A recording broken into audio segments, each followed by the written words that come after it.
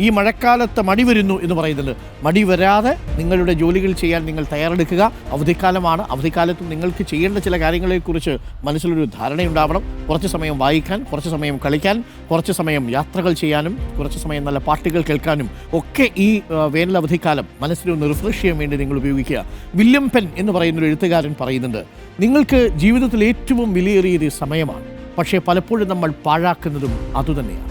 ആ സമയം കൃത്യമായി ഒരു ധാരണയോടുകൂടി അല്പം ആസൂത്രണമൊക്കെ ഉണ്ടെങ്കിൽ, ഒരു പ്ലാനിംഗ് ഉണ്ടെങ്കിൽ സമയത്തെ നമുക്ക് വളരെ കൃത്യമായിട്ട് ഉപയോഗിക്കാൻ കഴിയും.